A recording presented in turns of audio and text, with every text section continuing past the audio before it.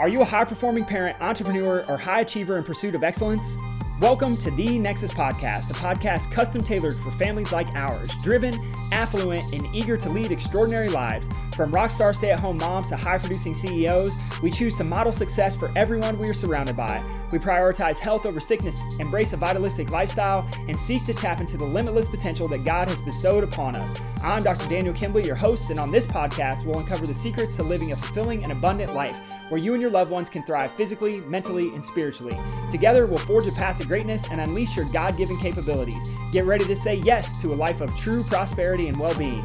This is The Nexus Podcast. Hey, what's up, fam? Welcome back to another episode of the podcast. This week, I know I'm a day late, and it's because I've been in Costa Rica. I thought I had a podcast planned, and I did not, so neither here nor there. What I want to talk about this week is something that literally happened to me this morning. I was in the water surfing. I was talking to one of my friends, and we were having a conversation about our physical bodies and like the way that they look and the work that it takes, and you know, whether it's like if you really want to get ripped and looking good for the summer or whatever it is, just looking good long term, there's like a series of things that have to happen. And so we were talking about, the conversation came up of this idea of like, man, I've been lifting weights and I feel better. And I feel like I look good when I look at myself in the mirror, but then my kid took a video of me at the beach and I realized like I don't look great at all. And this is what my friend was telling me. And so it's an interesting conversation. And something else I saw this week, and I won't share with you exactly what it was, but I saw something posted on social media that gave me this like flood and trickle of thoughts about what it means to like do something like 75 hard, or do something like the whole 30, or do some kind of challenge that's a physical body challenge. But then looking at the end of that challenge is like, I'm gonna go back to all my old habits and patterns. And so what I was telling my friend when we were surfing is I'm like, dude, it takes a commitment. Like it takes a year, it takes 2 years, you think about these people who are bodybuilders, it's like they'll spend 2 years just bulking on muscle before they even do a cut to do a show.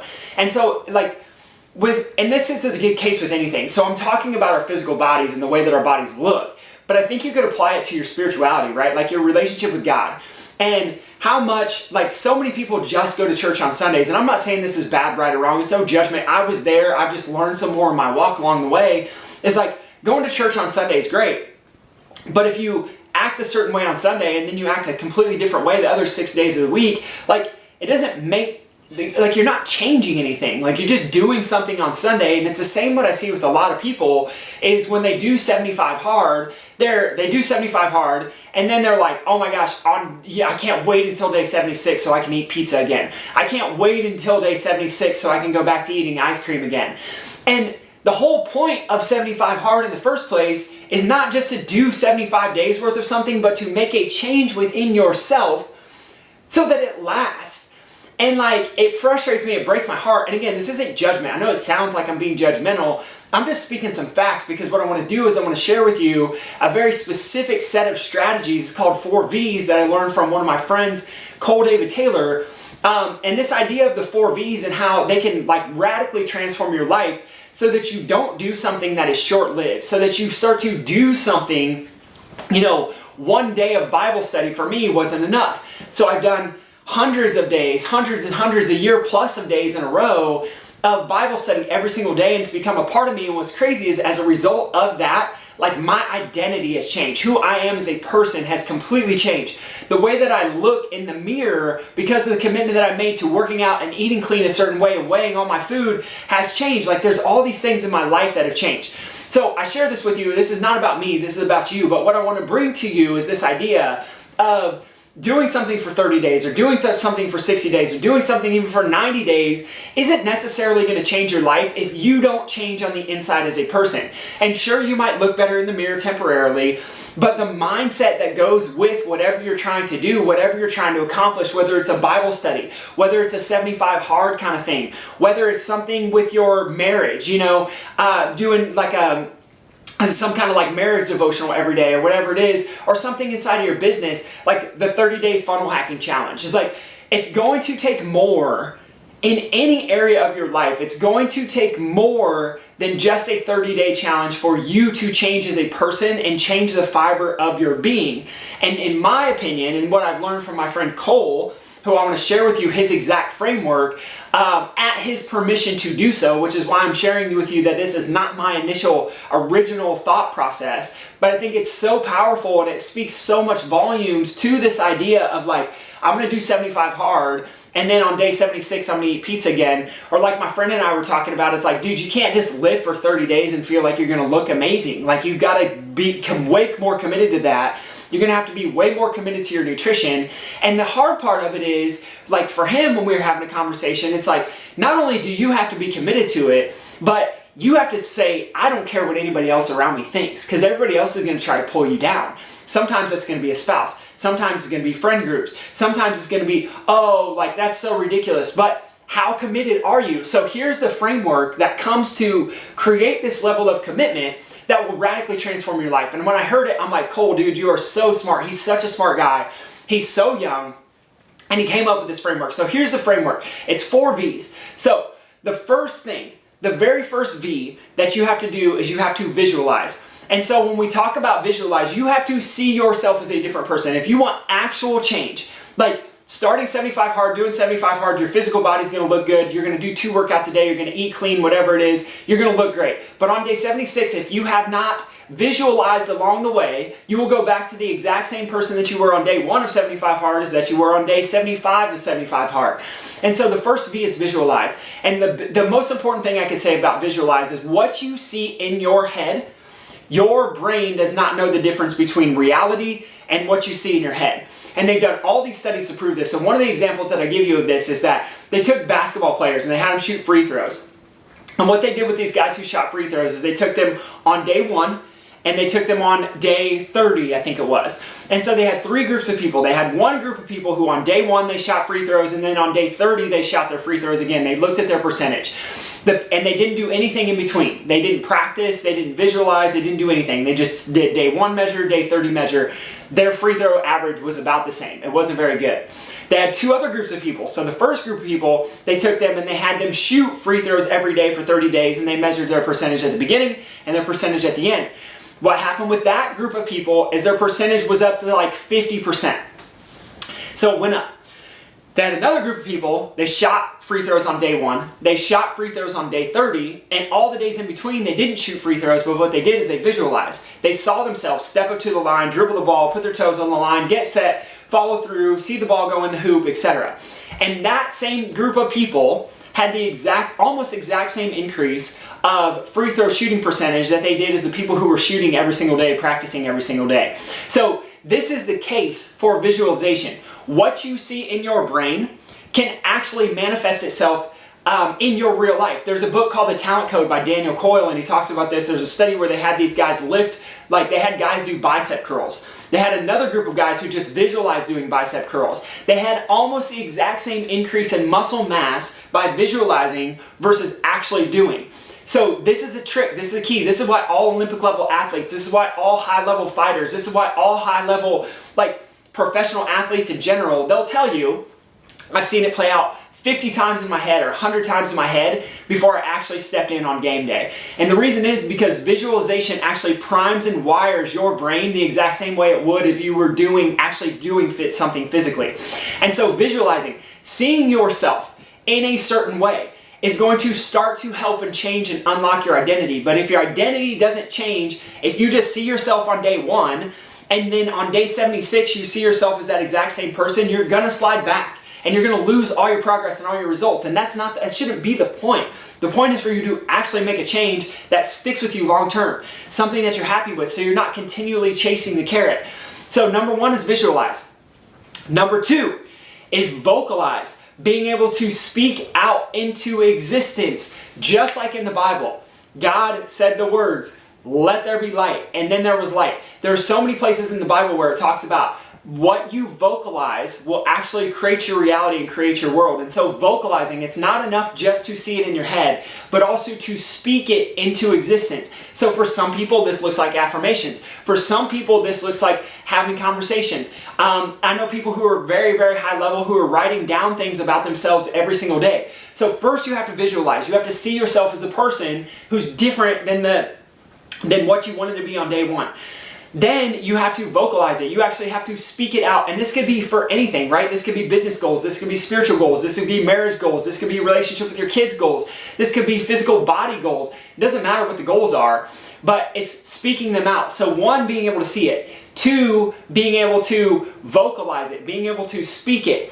Number three, arguably one of the most important ones, is vote. So what vote means is literally stacking a layer or a pile of votes that are so undeniable that you never want to go back to your old self.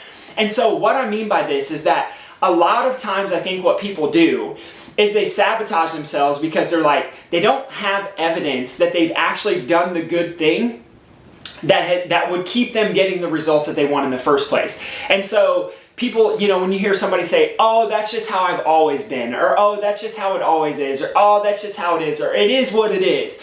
It's like all of those things are literally taking away that person's power so they don't have the ability to vote. So when I say vote, what I'm talking about is for me, we just got back from a vacation to Costa Rica. I took a food scale with me. Why did I take a food scale with me? Because my identity as a person has changed. I'm going to be someone who weighs my food.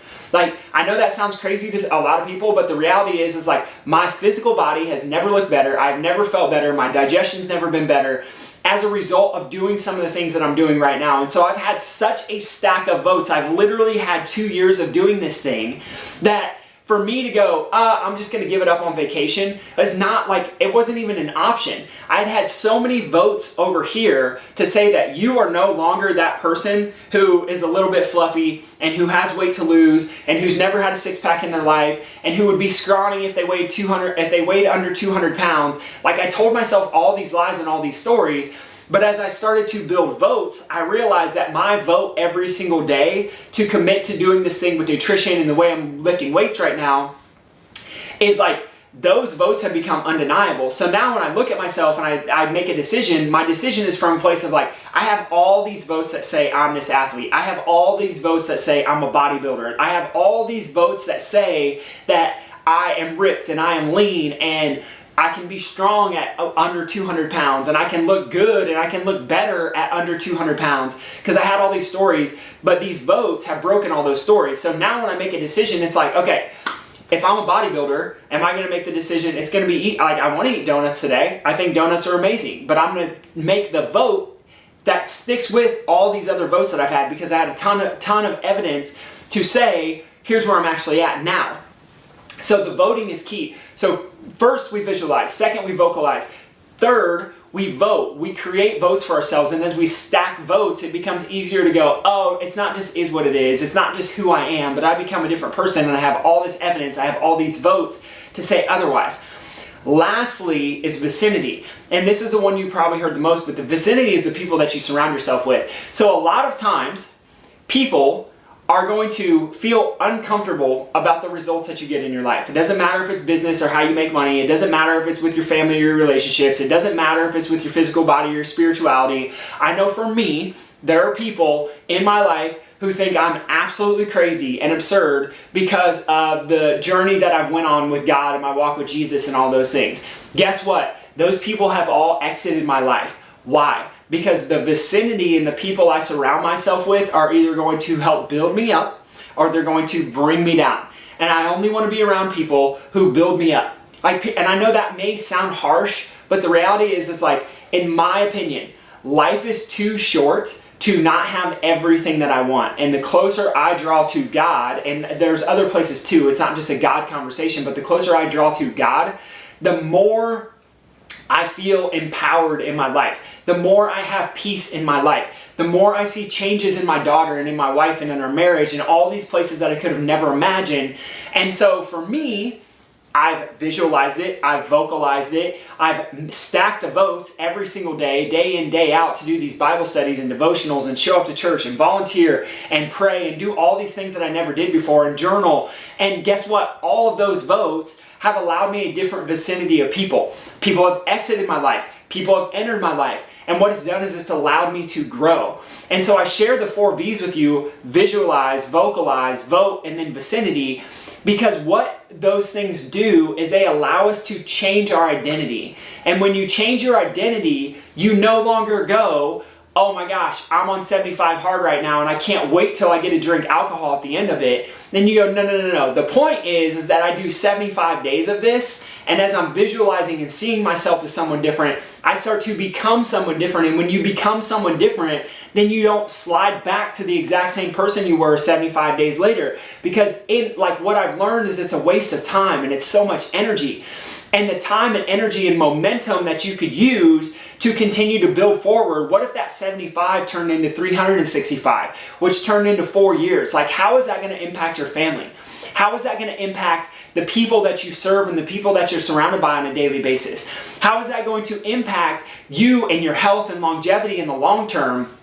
Versus every 75 days going back to the donuts and the whatever the thing is, right? It doesn't matter. And it's not just a 75 hard, it's not just a body thing, but this is what I was talking about today when we were surfing, is this commitment. It's a long-term commitment. And I know for me, I want to live longer. I want to see my daughter get married. I want to be able to play with my grandkids. I want to be able to be around when my great-great-grandkids are here. I don't want to deteriorate at a certain age and not be able to do things just because I'm turning 40, or like all the crap that I hear in the world where I'm like, no, that's literally not true. You're just telling yourself a story because you're visualizing yourself as fat. You're visualizing yourself as lazy. You're visualizing yourself that's not a person of God. You're vocalizing those things. People say them all the time about themselves, and they cast spells and sentences on themselves by the words that they speak. Then they have built no votes in order to actually change themselves, and then they're surrounded by people who just keep them stuck where they're at, and they wonder why everything's the same 25 years later. And I'm sure a lot of you have seen this, where you go back home and you visit people from high school. They're still talking about the same stories from high school.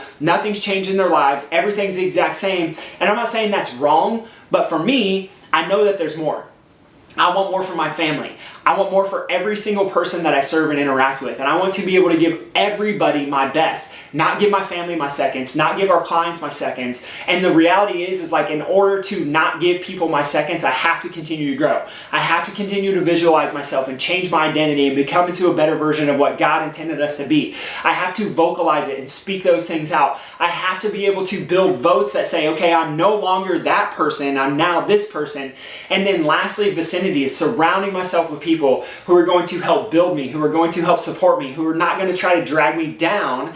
And I know it sounds harsh, but the reality is like, if you don't change your identity around some of these things that you're doing and start to implement the 4 V's, you're just going to be stuck in the same loop. And then you wonder why nothing works. And then you become frustrated, and then you become jaded, and then everybody gets your seconds, and you're tired all the time. And then you tell yourself the story that at 40 years old, it's just how life is meant to be and you're supposed to fall apart. And that's what turning 40 is like.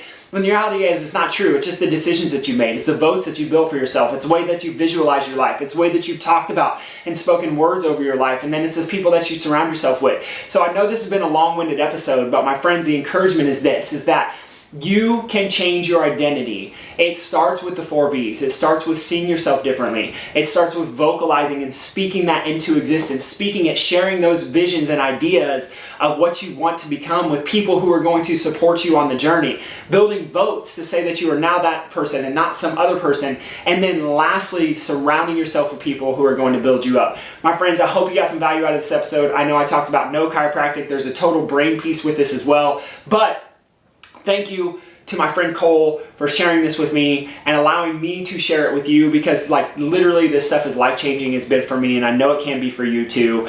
Don't do the thing for 30 days. My encouragement is like, make a decision today to just see yourself as a different person. And then as a different person, don't go back to the old patterns and habits. Like, yes, it's okay to have donuts and cake every once in a while, but the reality is like most people just get stuck in these loops and these cycles where they're chasing the short-term thing. And it's like, that's great, but what we want is long-term change. We want lifelong change. And I think that's true for anything worth doing. It takes a commitment to the long term, like literally anything at all. So my friends, I love you. I appreciate you. Hope you got some value out of it. And I'll come at you again next week. Peace.